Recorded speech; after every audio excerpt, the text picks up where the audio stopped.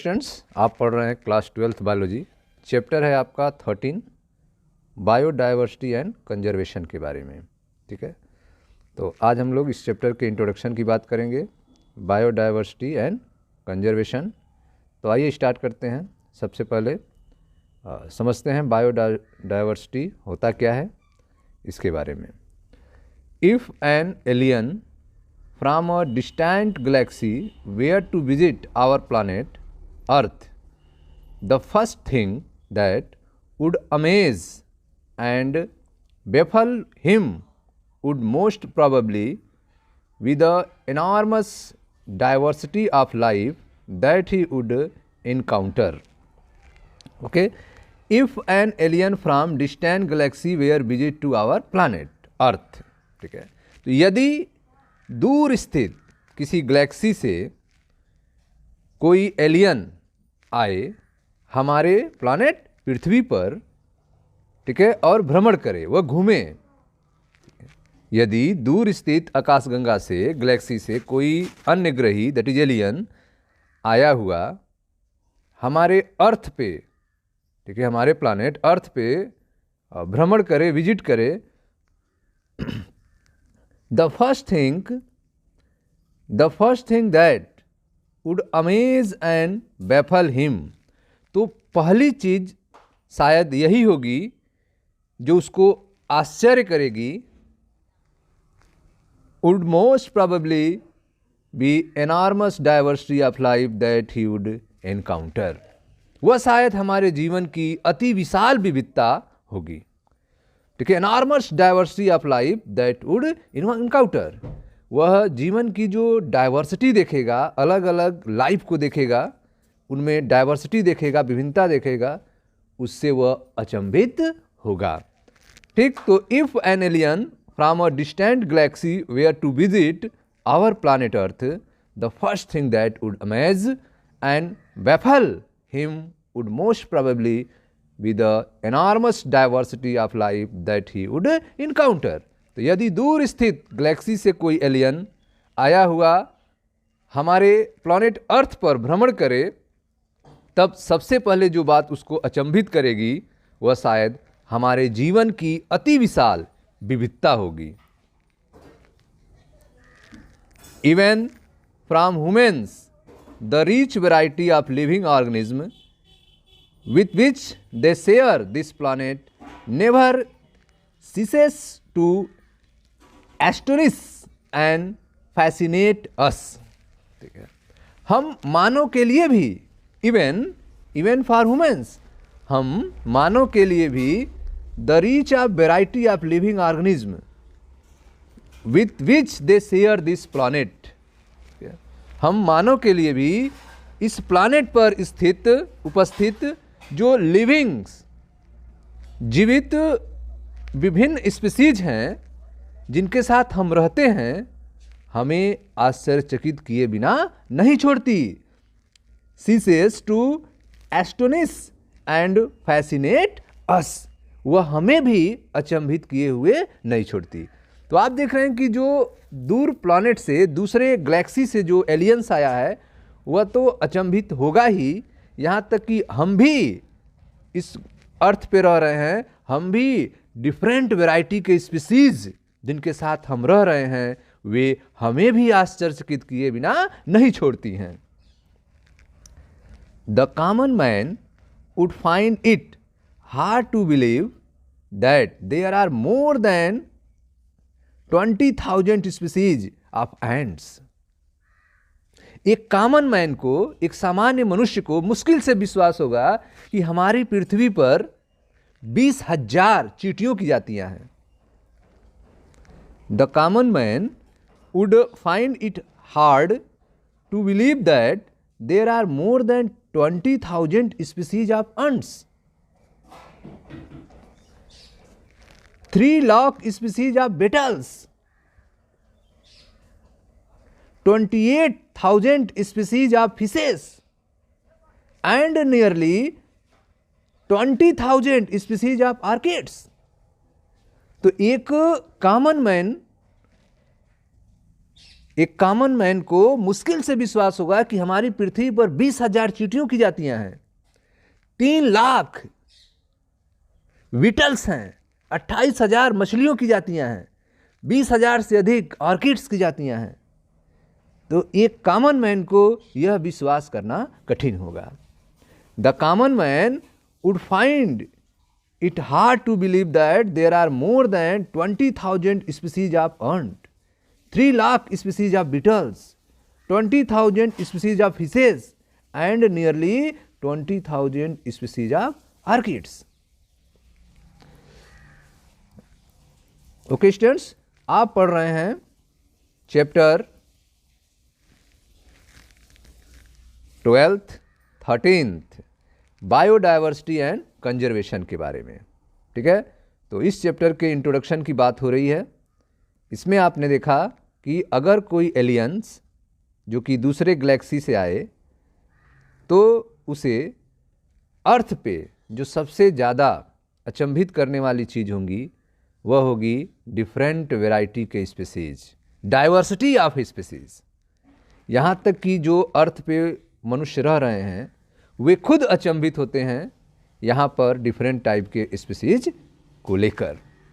एक common man भी अचंभित हो जाएगा जब उसको पता चलेगा कि यहाँ अर्थ पे 20,000 स्पीसीज है चींटियों की, 20,000 जातियाँ हैं चींटियों की, 3 लाख बीटल्स की जातियाँ हैं, 28,000 फिशेस की जातियाँ हैं और लगभग 20,000 ऑर्किड्स हैं।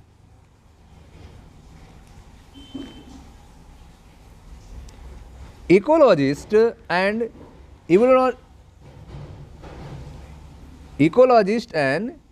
evolutionary biologists have been trying to understand the significance of such diversity to asking important question। तो आप देख रहे हैं कि जो इकोलॉजिस्ट हैं और जो इवोल्यूशनरी हैं, इवोल्यूशनरी जो बायोलॉजिस्ट हैं, जो इकोलॉजिस्ट हैं, पारिस्थितिकविद हैं एंड इवोल्यूशनरी बायोलॉजिस्ट और जो जैव विकास के वैज्ञानिक हैं, have been trying to understand. ठीक है, वे इसको समझने की कोशिश कर रहे हैं, the significance of such diversity by asking important question. वे कुछ आवश्यक प्रश्न पूछकर समझने की कोशिश कर रहे हैं कि इतनी विभिन्न जातियां क्यों हैं। Why are there so many species? इतनी विभिन्न जातियां क्यों हैं। तो जो इकोलॉजिस्ट हैं, जो पारिस्थितिकविद हैं और जो इवोल्यूशनरी बायोलॉजिस्ट हैं, जो जैव विकास वैज्ञानिक हैं, have been trying to understand the significance of such diversity. वे इस तरह के डाइवर्सिटी का क्या महत्व है, क्या सिग्निफिकेंस है, उसको समझना चाह रहे हैं। एंड आस्किंग इंपॉर्टेंट क्वेश्चन, और कुछ महत्वपूर्ण प्रश्न कर रहे हैं। Why are there so many species, जैसे कि इतनी विभिन्न जातियां क्यों हैं। Did such great diversity exist throughout earth history, क्या यह महान विविधता जो है वो पृथ्वी के इतिहास में पहले से उपस्थित थी। Did such great diversity exist throughout earth history, क्या ये जो डाइवर्सिटी है, जो विविधता है, यह अर्थ पे पहले से उपस्थित थी।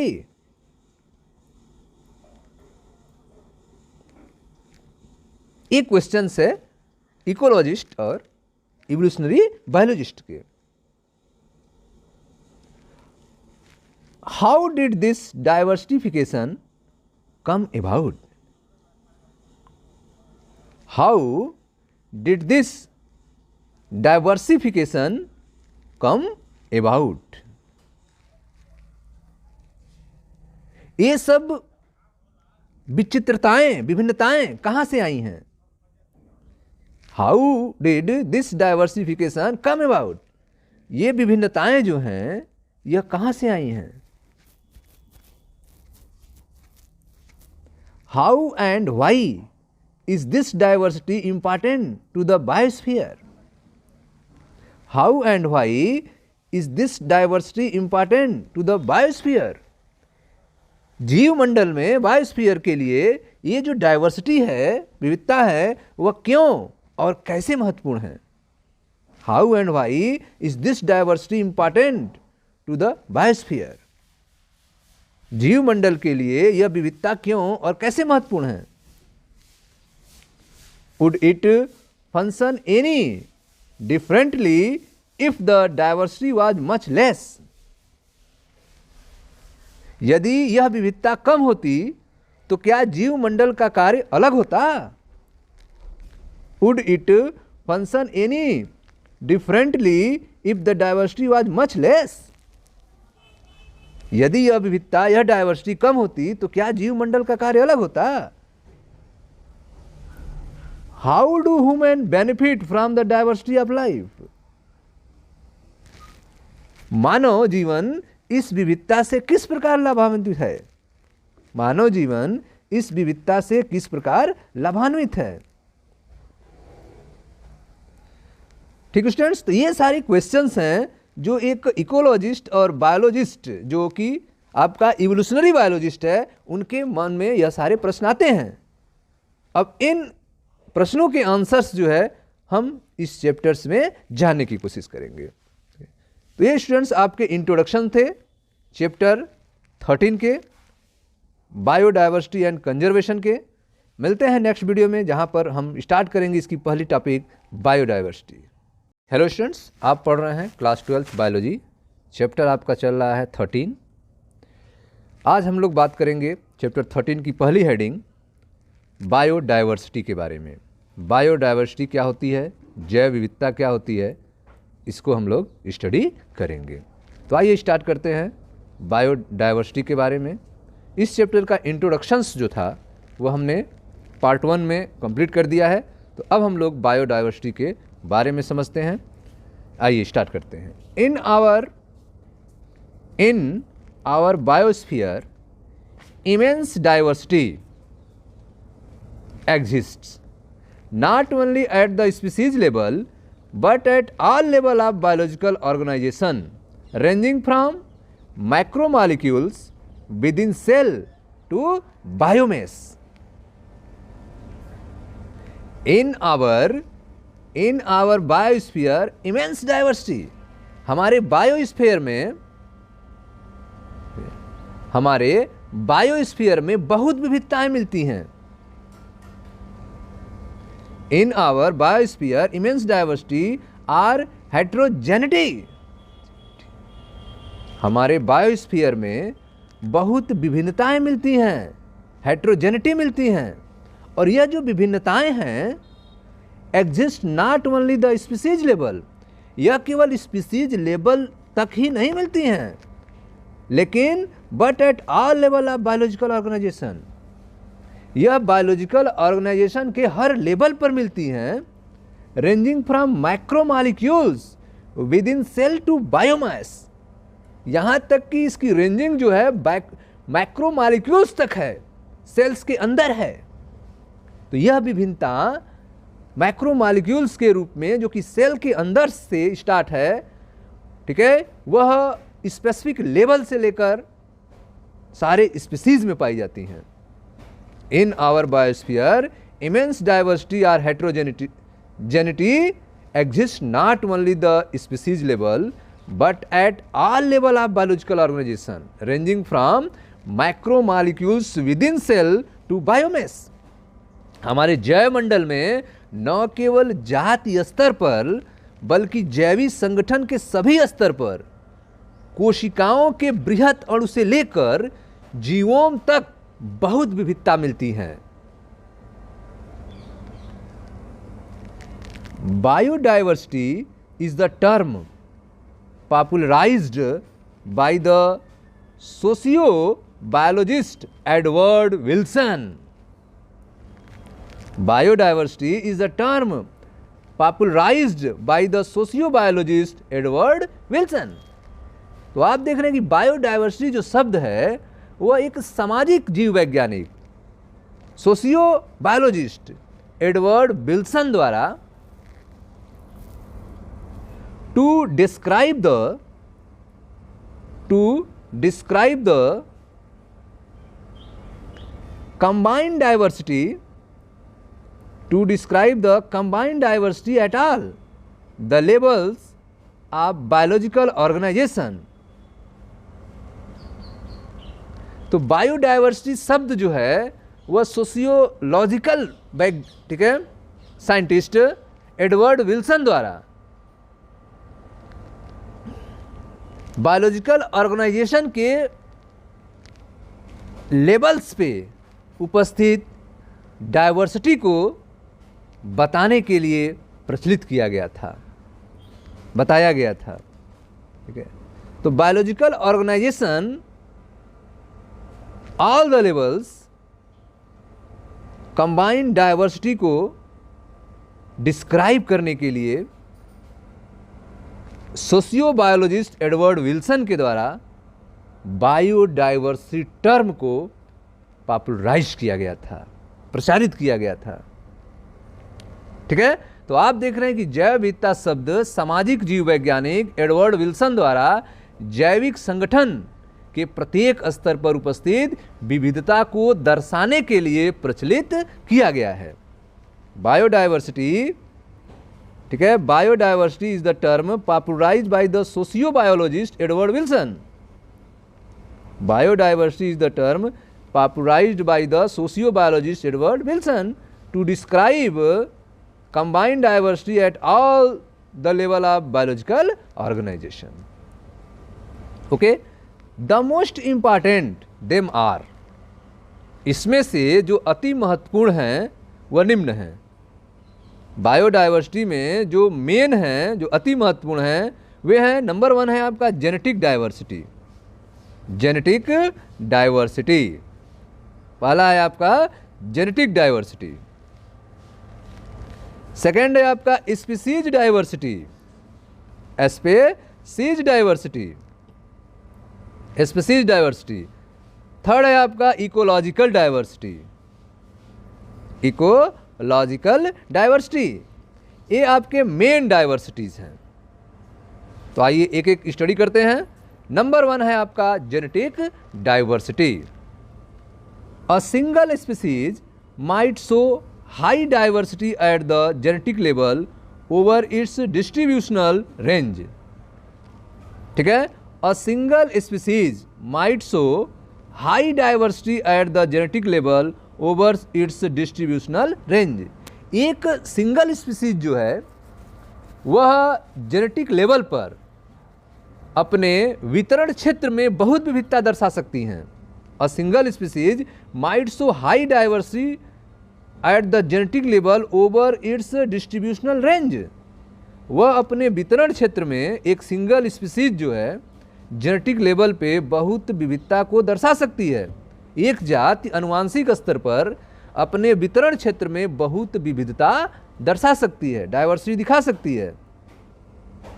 The genetic variation show by the medicinal plant Rauwolfia vomitoria. The genetic variation shown by the medicinal plant Rauwolfia vomitoria growing in different Himalayan ranges. तो आप देख रहे हैं कि ये जेनेटिक वेरिएशंस जो हैं वह हिमालय के अलग अलग रीजन में उगने वाले मेडिसिनल प्लांट राउल्फिया वोमिटोरिया के द्वारा दिखाया जा रहा है, जिसमें might be in term of potency and concentration of active chemical. ठीक है, उसमें केमिकल्स की जो मात्रा है उस कंसंट्रेशन जो है वो अलग अलग है, उनकी पोटेंसी के टर्म में देखा जाए तो अलग अलग है।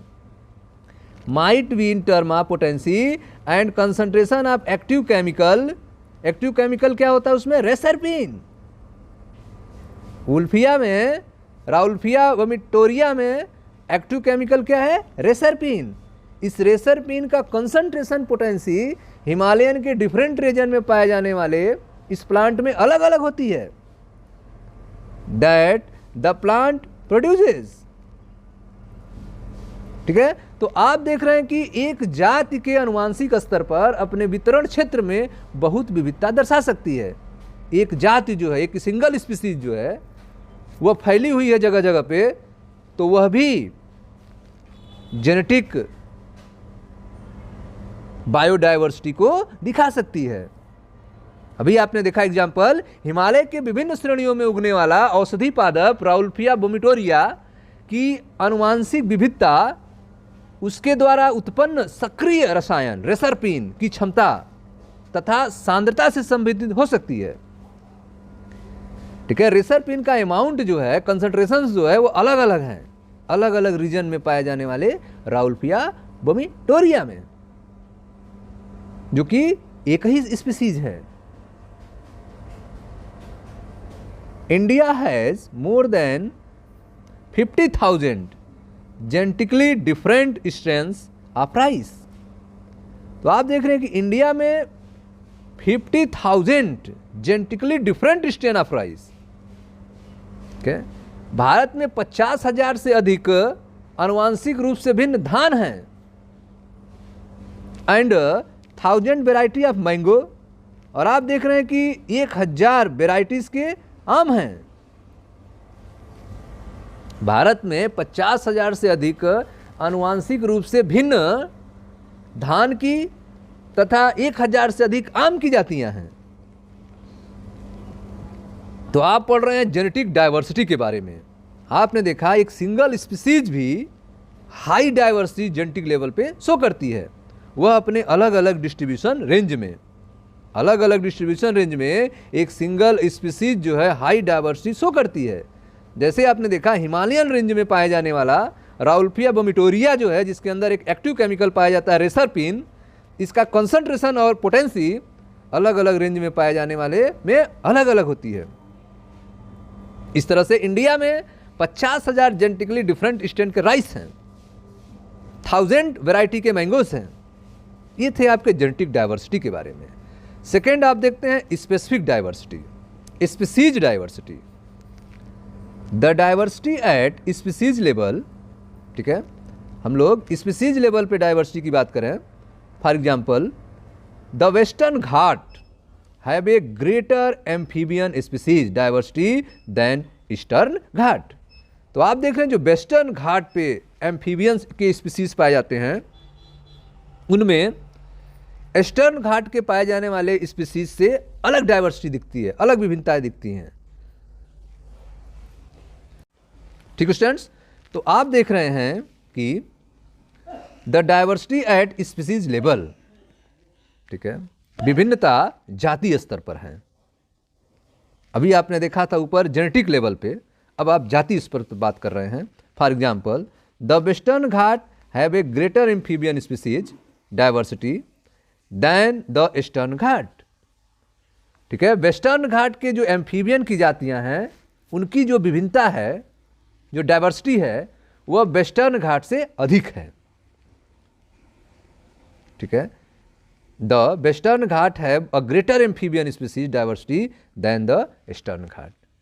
पश्चिमी घाट की उभयचर जातियों की विविधता पूर्वी घाट से अधिक है। यह स्पीसीज डाइवर्सिटी है आपका।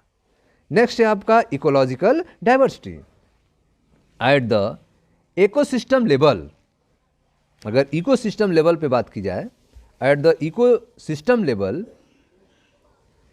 India for instance with its desert, rain forest, mangroves, coral reefs, wetlands, estuaries and alpine meadow has a great ecosystem diversity than the Scandinavian country like Norway.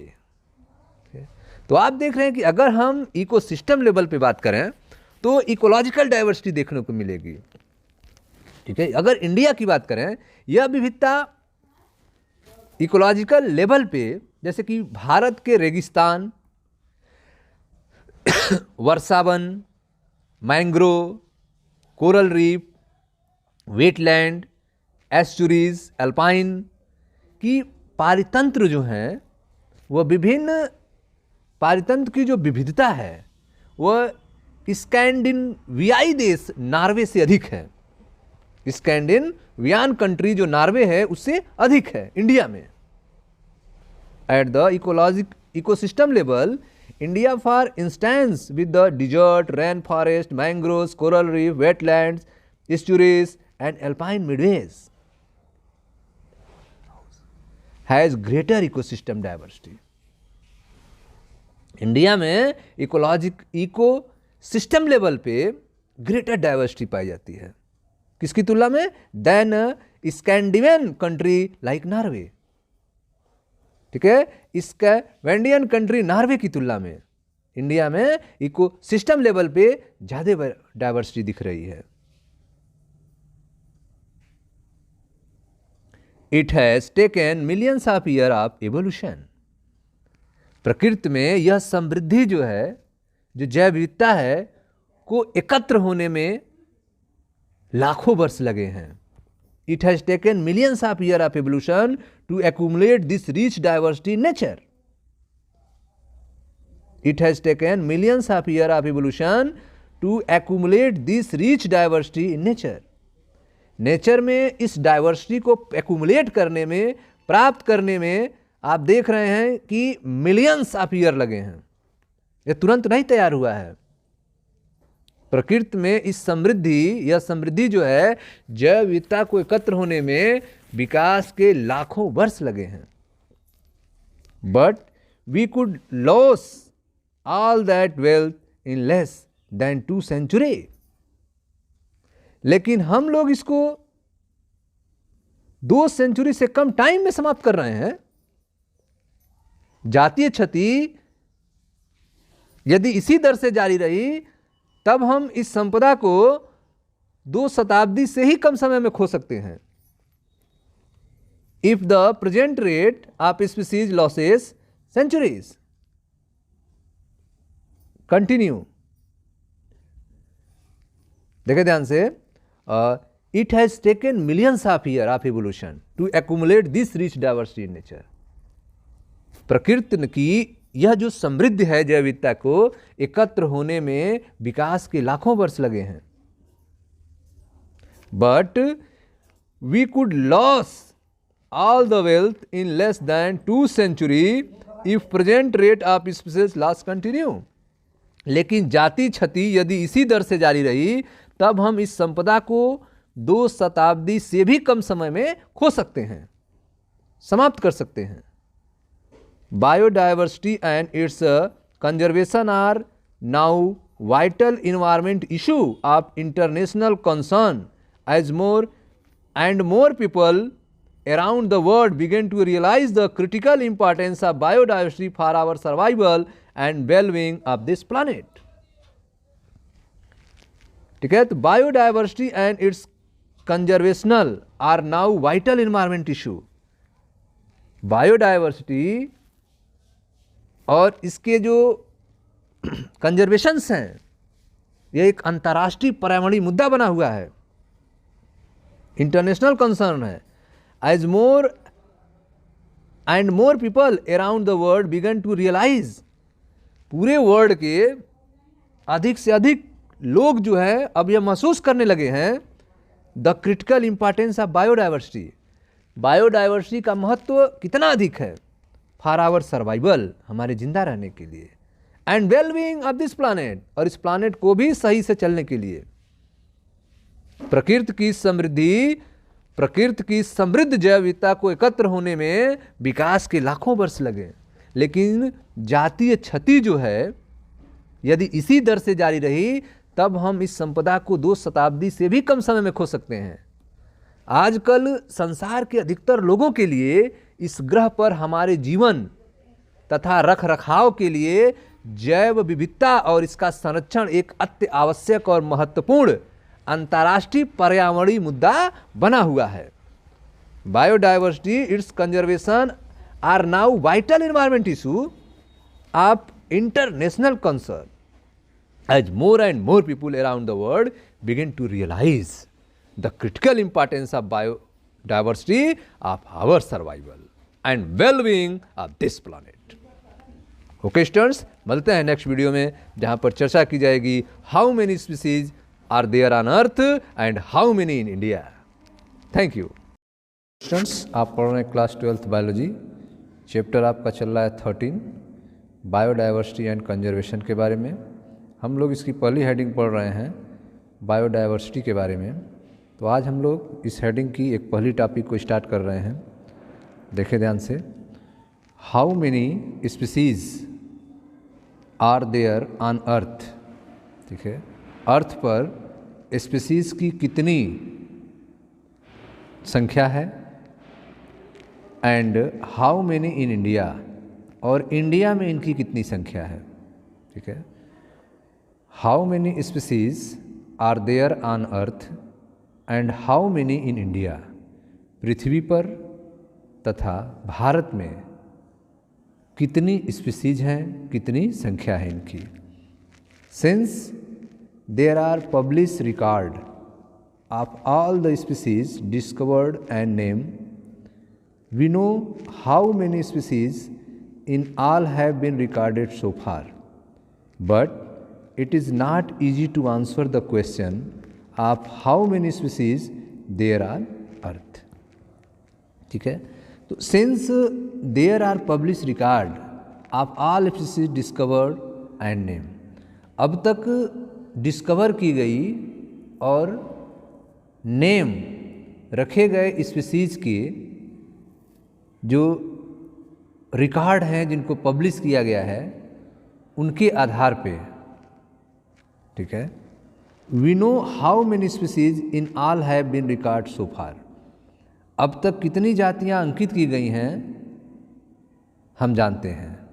लेकिन it is not easy to answer the question of how many species there are on earth, लेकिन पृथ्वी पर कितनी जातियां हैं, इस प्रश्न का उत्तर देना आसान नहीं है।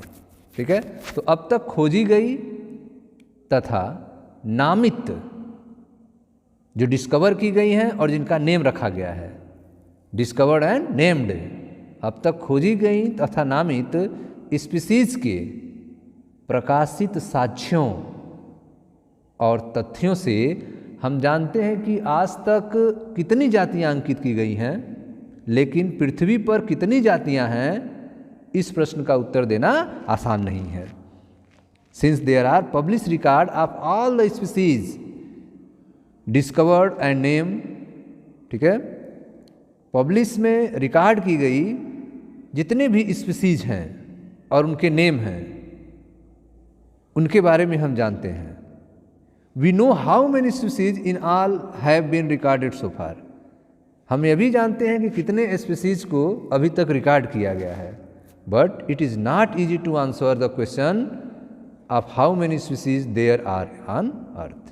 लेकिन इस प्रश्न का आंसर देना बहुत कठिन है कि पृथ्वी पर कितनी स्पीसीज की जातियां हैं, कितनी स्पीसीज हैं। According to the International Union for Conservation of Nature, ठीक है, International Union for Conservation of Nature के अनुसार and Natural Resource 2004, according to the International Union for Conservation of Nature and Natural Resource 2004, IUCN, जिसका full form है International Union for Conservation of Nature. ठीक है, तो IUCN 2004 के अनुसार the total number of plant and animal species describe so far is slightly more than 1.5 million. IUCN के अनुसार अब तक रिकॉर्ड की गई, दर्शाई गई एनिमल और प्लांट की कुल संख्या जो है 1.5 मिलियन से कुछ अधिक है। The total number of plant and animal species describe so far is slightly more than 1.5 million. ठीक है, तो अभी तक रिकॉर्ड की गई जो प्लांट और स्पीसीज की जातियां हैं वे 1.5 मिलियन से अधिक हैं। But we have no clear idea of how many species are yet to be discovered and describe. ठीक है, लेकिन हमें यह ज्ञात नहीं है कि अभी तक अभी और कितनी जातियों की खोज और व्याख्या शेष है। ठीक है, but we have no clear idea of how many species are yet to be discover and describe. अभी तक कितनी जातियां और खोजी जाएंगी और उनको डिस्क्राइब किया जाएगा, उनके बारे में बताया जाएगा। अभी तक हम इसके बारे में कोई जानकारी नहीं है। ठीक है, तो since there are publish record of all the species discovered and name, we know how many species in all have been recorded so far, but it is not easy to answer the question of how many species there are on earth. ठीक है, अब तक खोजी गई और नामित जातियों के प्रकाशित साक्ष्यों और तथ्यों से हम जानते हैं कि आज तक कितनी जातियां अंकित की गई हैं, लेकिन पृथ्वी पर कितनी जातियां हैं, इस प्रश्न का उत्तर देना आसान नहीं है। According to the International Union for Conservation of Nature and Natural Resource IUCN 2004, the total number of plant and animal species described so far is slightly more than 1.5 million, but we have no clear idea of how many species are yet to be discovered and described. IUCN 2004 के अनुसार अब तक दर्शाई गई जंतु और plant पादपों की कुल संख्या 1.5 मिलियन से कुछ अधिक है, लेकिन हमें यह ज्ञात नहीं है कि अभी और कितनी जातियों की खोज तथा व्याख्या शेष है। Estimates vary widely and many them are only educated guesses. ठीक है, estimate vary widely and many of them are only educated guesses. आकलन में बहुत विभिन्नताएं हैं तथा उनमें से कुछ शैक्षिक अनुमान मात्र है। ठीक है, तो आप देख रहे हैं कि estimated very widely and many of them are only educated guesses. आकलन में बहुत विभिन्नताएं हैं। estimated very widely and many of them are only educated guesses. आकलन में बहुत विभिन्नताएं हैं तथा उनमें से कुछ शैक्षिक अनुमान मात्र हैं कि for many taxonomical group, many taxonomic group species inventory are more complete in temperate than in tropical country.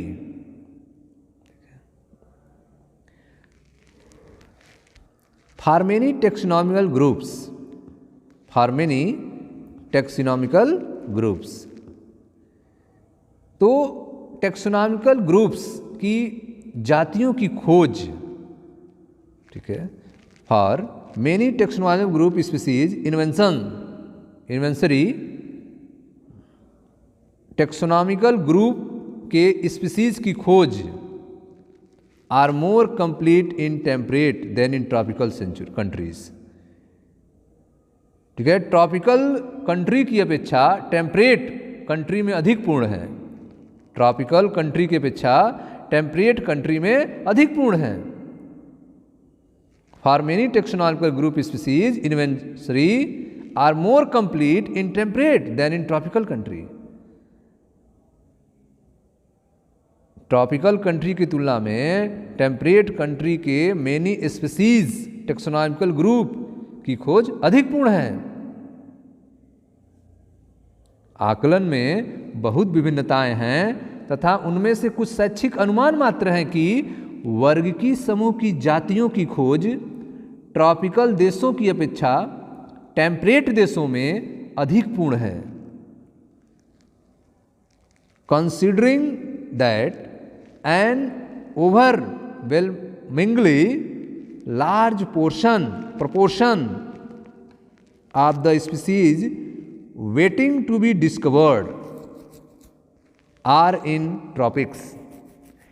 यह सोचकर कि प्रबल रूप से ट्रॉपिक्स की बहुत सी जातियों की खोज शेष हैं।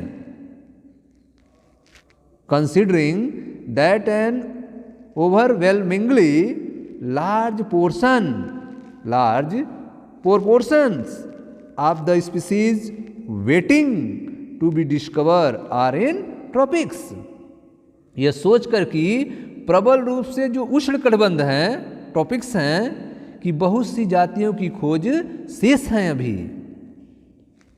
Biologist make a statistical comparison of the temperate tropical species.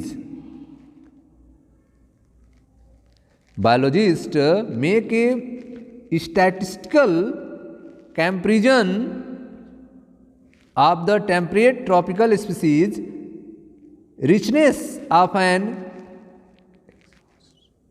exhaustively study group of insect and extrapolate this ratio to other group of animal and plant to come up with a gross estimate of total number of species on earth.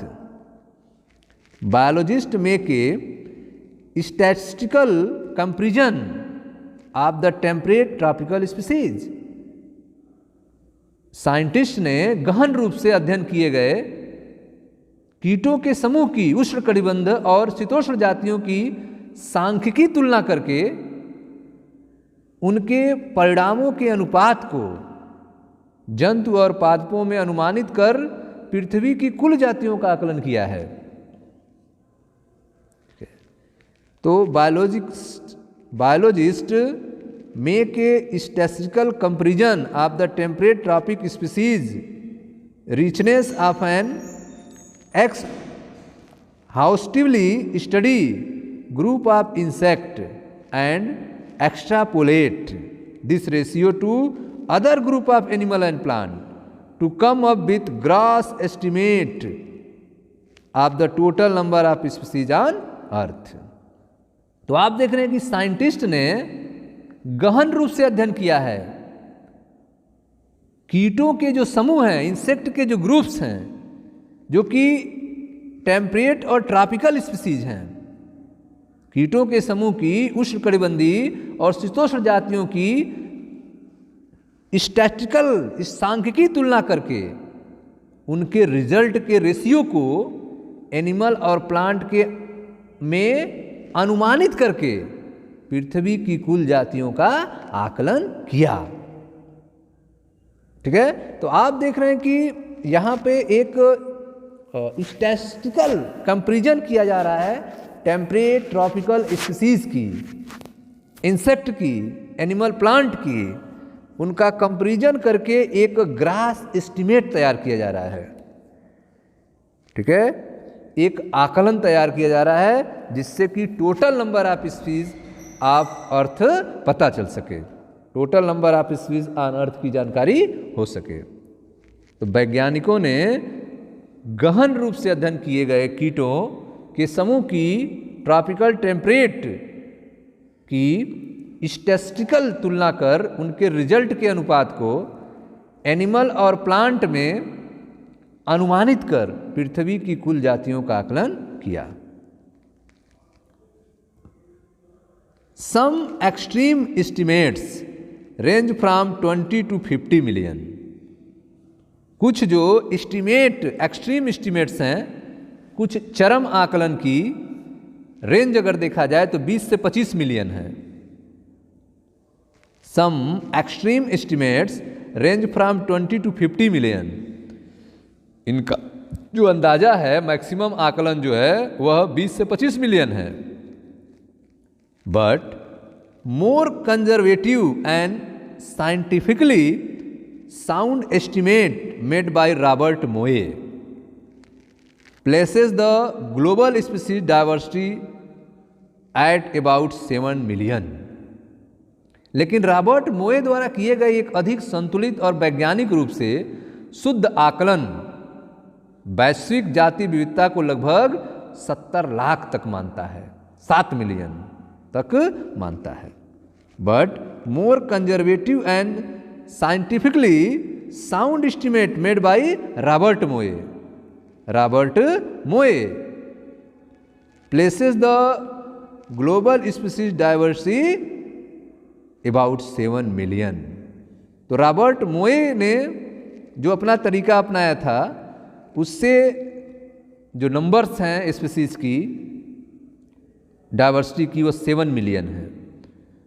और maximum जो extreme estimates अंदाज़ा जो लगाया गया था उसका range था 20 to 50 million. लेकिन रॉबर्ट मोए के द्वारा जो conservative scientifically sound estimate value थी वे थी आपकी 7 मिलियन। ठीक है, तो इस तरह से अर्थ पे टोटल जो स्पीसीज हैं रॉबर्ट मोए के अनुसार वे 7 मिलियन तक मानते हैं, 70 लाख तक मानते हैं। नेक्स्ट देखें, late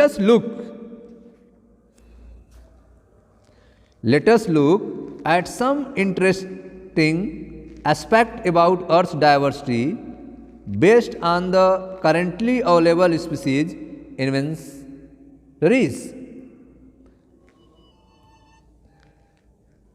Let us look at some interesting aspect about Earth biodiversity। आइए पृथ्वी के बायोडायवर्सिटी के कुछ रोचक पहलुओं को वर्तमान में उपलब्ध जाति सूचियों के आधार पर देखें।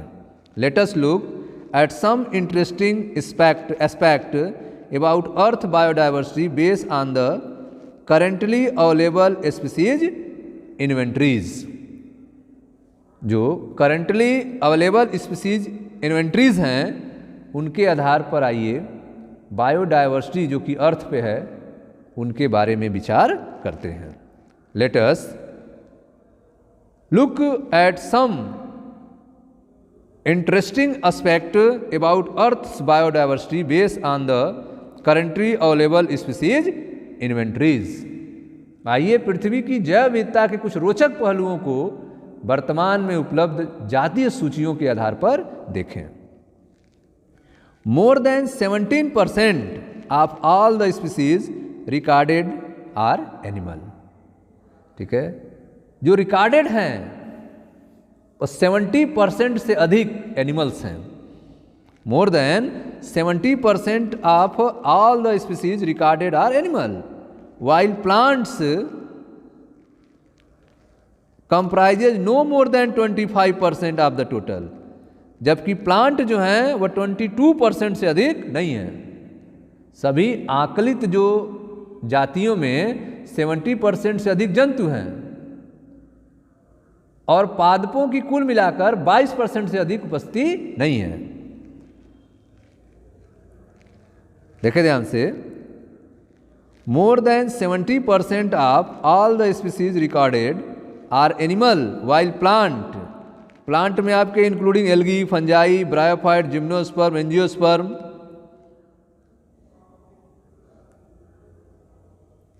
Comprise no more than 22% of total. यह टोटल के 22% के लगभग हैं।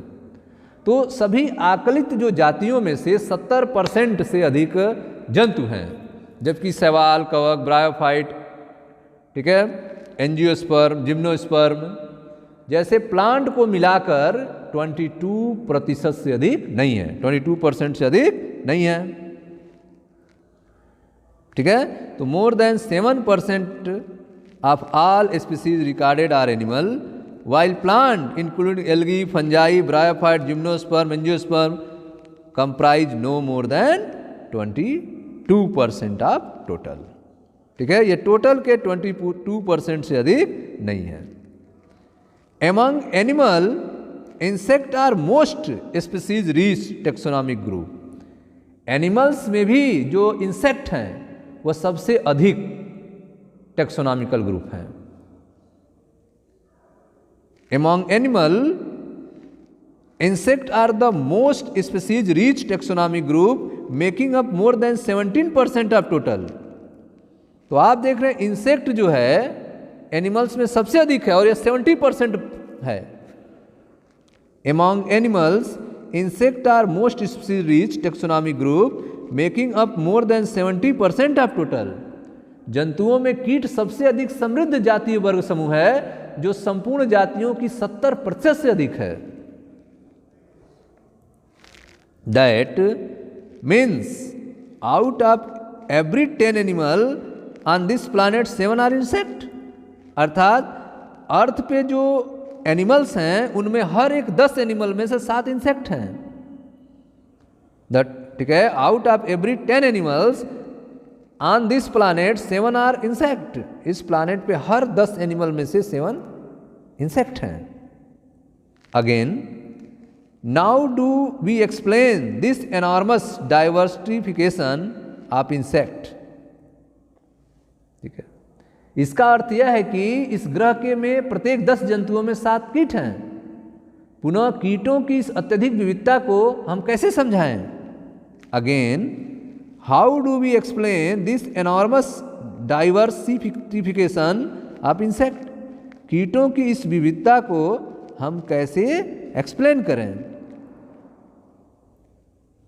ठीक है, तो आप देख रहे हैं कि जो डाइवर्सिटी ऑफ अर्थ है इसके कुछ इंटरेस्टिंग फैक्ट हैं और जो भी कैलकुलेशंस हैं उनसे पता चलता है कि 70% से अधिक एनिमल्स हैं और प्लांट्स जो हैं वो 22% से अधिक नहीं हैं। और एनिमल्स में जो इंसेक्ट हैं उनकी स्पीसीज जो है 70% से अधिक हैं। इसका अर्थ है कि प्रत्येक 10 जंतुओं में से 7 कीट हैं। अब यहाँ पे क्वेश्चन है again, how do we explain this enormous diversification of insect. पुनः हम कीटों की इस अत्यधिक विविधता को कैसे समझाएं? The number of fungi species in the world is more than the combined total of the species of fishes, amphibians, reptiles, mammals. World में फंगी के जो स्पीसीज हैं उनकी कुल संख्या फिश, एम्फीबियन, रेप्टाइल, मैमल्स से अधिक हैं। The number of fungi species in the world is more than the combined total of species of fishes, amphibian, reptile, mammals. संसार में कवक जातियों की जो कुल संख्या है वह मछली, उभयचर, सरीसृप, स्तनधारी से अधिक है। In figure 13.1 biodiversity is depicted showing species number of major taxa. Figure में कुछ मेजर टेक्सा की स्पीसीज की बायोडाइवर्सिटी को यहाँ पे दिखाया गया है। देखिए ध्यान से, यहाँ पे इनवर्टिब्रेट्स को अगर हम देखें, इनवर्टिब्रेट्स, तो इसमें आप देख रहे हैं इनवर्टिब्रेट्स में इंसेक्ट के जो परसेंटेज है वो सबसे ज़्यादा हैं। इंसेक्ट का परसेंटेज आप देख रहे हैं कि सबसे ज़्यादा है। ठीक है, इंसेक्ट का परसेंटेज सबसे ज़्यादा है इनवर्टिब्रेट्स में। उसके सेकेंड नंबर पे आप देख रहे हैं अदर एनिमल ग्रुप्स आ रहे हैं। थर्ड पे मोलस्क हैं और फोर्थ पे क्रस्टेशियंस हैं। इनवर्टिब्रेट में, वर्टिब्रेट में अगर बात की जाए तो वर्टिब्रेट में फिशेस के नंबर ज़्यादा हैं। फिशेस, वर्टिब्रेट में इनके नंबर ज़्यादा हैं फिशेस के, मछलियों की 50% में आप देख रहे हैं। मैमल, बर्ड, रेप्टाइल, एम्फीबियंस बाकी 50% में हैं। ये आपके रिकॉर्ड हैं किसके? वर्टिब्रेट्स के। प्लांट्स में अगर देखा जाए तो प्लांट्स में फंजाई जो हैं उनकी नंबर्स जो हैं ज़्यादा हैं, फंजाई। उसके बाद आप देख रहे हैं एंजियोस्पर्म। फंजाई के बाद जो सेकंड नंबर पे आते हैं वे हैं आपके एंजियोस्पर्म। बाकी लाइकेन, एल्गी, फर्न, मॉसेस, ये सब आते हैं प्लांट में। ये आप बायो डाइवर्सिटी आप देख रहे हैं डिफरेंट टेक्सा में। इनवर्टिब्रेट में मैक्सिमम नंबर है आपका इंसेक्ट का, वर्टिब्रेट में फिशेस का है और प्लांट में फंजाई और एंजियोस्पर्म का है। ठीक है, तो ये जो आपका फिगर है रिप्रेजेंटिंग ग्लोबल डाइवर्सिटी, ये आपके ग्लोबल डाइवर्सिटी को रिप्रेजेंट कर रहा है। Proportionate number of species of major taxa of plant, invertebrate and vertebrate. इसमें वर्टिब्रेट, इनवर्टिब्रेट और प्लांट स्पीसीज की अनुपातिक संख्या को दिखाया गया है। It should be noted that, अब यहाँ पे ध्यान देने वाली बात यह है कि these estimates do not give any figure for prokaryotes, यहां पर प्रोकैरियोट्स की संख्या नहीं बताया गया है। It should be noted that these estimate do not give any figure for prokaryote.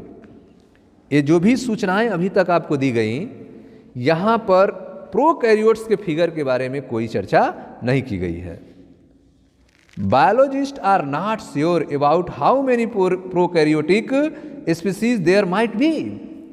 Biologist को यह पक्का विश्वास नहीं है कि प्रोकैरियोट स्पीसीज की संख्या कितनी हो सकती है। Biologist are not sure about how many prokaryote species are might be. The problem is that conventional taxonomic method are not suitable for identifying microbial species। समस्या यह है कि जो पारंपरिक वर्गीकरण के तरीके हैं उनमें माइक्रोब्स को पहचानने के लिए उचित नहीं है। The problem is that conventional taxonomic methods, जो टेक्सोनॉमिक मेथड्स हैं जिनके बेस पे हम लोग स्पीसीज को डिवाइड करते हैं, उस मेथड्स पे प्रोकैरियोट को डिवीजन करना संभव नहीं है। The problem is that conventional taxonomic method are not suitable for identifying microbial species and many species are simply not culturable under laboratory condition. और बहुत सी ऐसे स्पीसीज हैं जो लैब के कल्चरल योग्य नहीं हैं। And many species are not simply not culturable under laboratory condition. उनको लैब में हम तैयार नहीं कर सकते, उनको ग्रो नहीं करा सकते हैं। तो यहाँ पे आपने देखा कि समस्या यह है कि पारंपरिक वर्गीकरण के जो तरीके हैं वे माइक्रोब को पहचानने के लिए उचित नहीं हैं, और बहुत सी जातियां जो हैं लैब में कल्चर करने के योग्य नहीं हैं। If we accept biochemical or molecular criteria for delineating species for this group, then their diversity alone might run into millions. यदि इन जातियों को समझाने के लिए हम जैव रासायनिक अथवा आणविक तरीके अगर अपनाते हैं तब इनकी विविधता लाखों में पहुंच सकती है। इफ वी एक्सेप्ट बायोकेमिकल और molecular criteria for delineating species for this group, then the diversity alone might run into millions. तो यदि हम इनको समझाने के लिए बायोकेमिकल या मॉलिक्यूलर क्राइटेरिया अपनाएं तब इनकी जो डाइवर्सिटी है वो लाखों में पहुंच सकती है।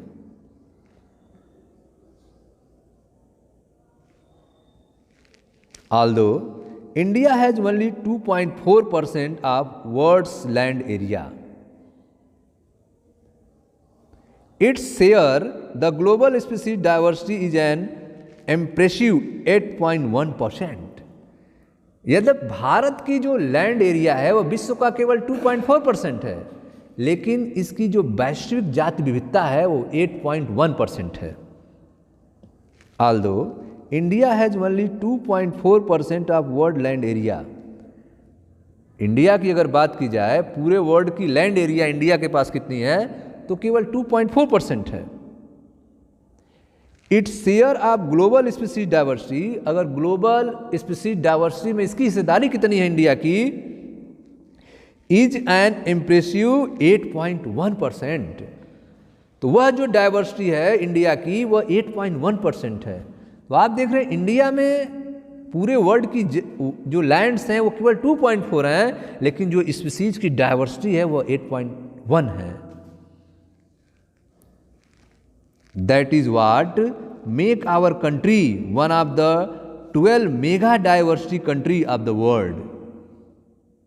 यदि इन जातियों को समझ, ठीक है, यही कारण है कि संसार के 12 महाविविध देशों में भारत भी एक है।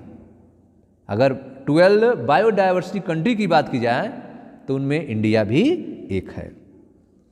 That is what make our country one of the 12 mega diversity country of the world.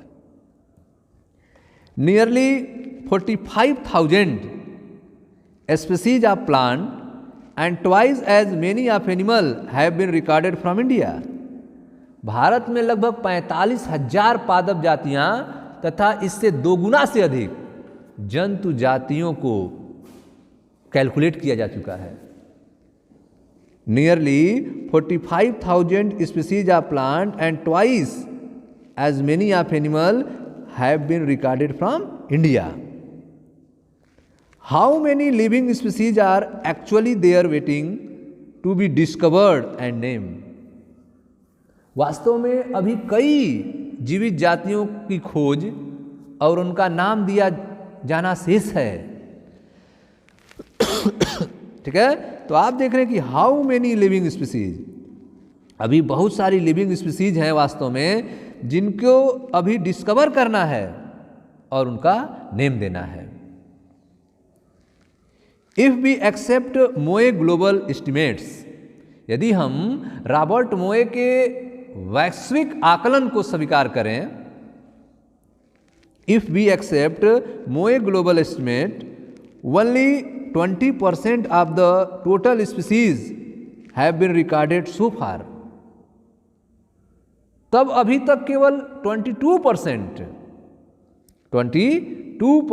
Species की ही खोज हुई है।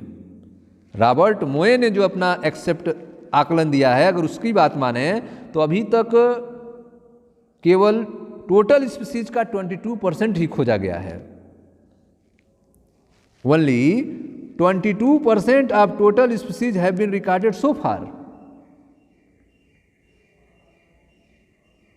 ठीक है, तो आप देख रहे हैं कि भारत की जो भूमि क्षेत्र है वह पूरे विश्व का केवल 2.4% है, लेकिन अगर बायोडाइवर्सिटी की बात की जाए तो यहाँ पर 8.1% है। इसीलिए 12 जो कंट्रीज़ हैं जहाँ पे डाइवर्सिटी हैं उनमें भारत भी एक है। भारत में लगभग 45,000 प्लांट की जातियां हैं और इससे दोगुना अधिक जंतु की जातियों को काउंट किया गया है। वास्तव में अभी कई जीवित जातियों की खोज और उनका नाम दिया जाना शेष है। यदि हम रॉबर्ट मोए के वैश्विक आकलन को स्वीकार करें तब अभी तक कुल 22% जातियों की ही खोज हुई है। Applying this proportion of India diversity figure, we estimate that there are probably more than 1 lakh plant species and more than 3 lakh animal species yet to be discovered and described. इस अनुपात से भारत की विविधता का अगर आकलन करें तो 1 लाख से अधिक पादप और 3 लाख से अधिक जंतु जातियों की खोज तथा वर्णन करना अविशेष है। Applying this proportion to India diversity figure, we estimate that there are probably more than 1 lakh plant species and more than 3 lakh animal species yet to be discovered and described. इस अनुपात से भारत की विविधता का आकलन करें तो 1 लाख से अधिक पादप और 3 लाख से अधिक जंतु जातियों की खोज और वर्णन होना भी शेष है। Would we ever be able to complete the inventory of the biological wealth of our country?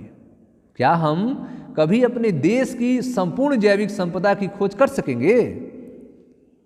Would we ever be able to complete the inventory of biological wealth of our country?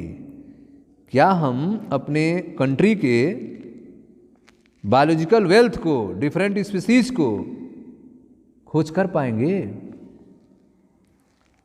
Consider the immense trained man power. सोचिए इस कार्य को पूर्ण करने के लिए कितने man power की जरूरत होगी और कितने टाइम की जरूरत होगी। Consider the immense trained man power, taxonomist and time required to complete the job. Consider कीजिए इसको रिकॉर्ड करने के लिए, इसको कंप्लीट करने के लिए कितने ट्रेंड, टेक्सोनॉमिस्ट और टाइम की आवश्यकता होगी। The situation appear more hopeless, यह स्थिति और भी भयावह हो सकती है। The situation appear more hopeless when we realise that a large fraction of these species faces the threat of becoming extinct even before we discover them. यह स्थिति और भी अधिक भयावह हो सकती है जब हम महसूस करते हैं कि बहुत सी जातियां खोज करने से पहले ही विलुप्त हो रही हैं। अभी उनका खोज ही नहीं हुआ तब तक वो गायब हो रही हैं। This situation appear more hopeless when we realise that a large fraction of these species faces the threat of becoming extinct even before we discover them.